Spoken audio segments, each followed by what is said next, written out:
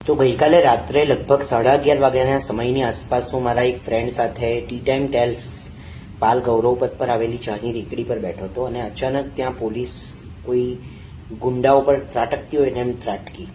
હા, હું એમ નથી કહેતો કે એ લોકો એમને માર્યું હોય કે અમને કંઈ હાર્મ કર્યું હોય, પણ ત્રાટક્યા એવી રીતે જાણે ત્યાં ચાની રેકડી નહીં પણ દારૂનો અડ્ડો હોય.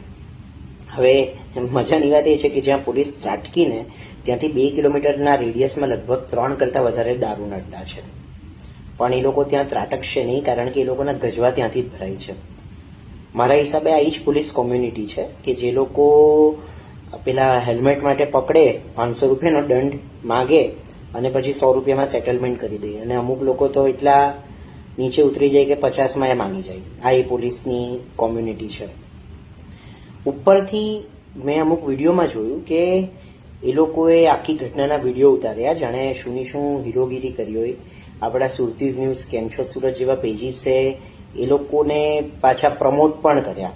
આપણે એ લોકોને ફોલો કરીએ છીએ, એ લોકોના કન્ટેન્ટ જોઈએ છીએ અને એ લોકો આપણા જ વિડીયો પોસ્ટ કરીને આપણી જ નાલેશી કરે છે, એવા પેજીસ.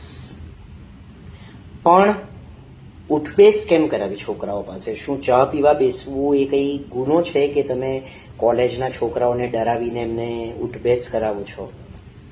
કે પછી પેલી વર્ષો પહેલાં કંઈક ચોકમાં ત્યાંના મુસલમાન ચાવાળાઓએ ભેગા થઈને તમારી પાસે ઉઠબેસ કરાવી હતી, એનો ગુસ્સો તમે અમારા પર વાળી રહ્યા છો? સીધા દેખાતા લોકો પર પોલીસને બહુ ગુંડાગીરી કરતા આવડે નહીં?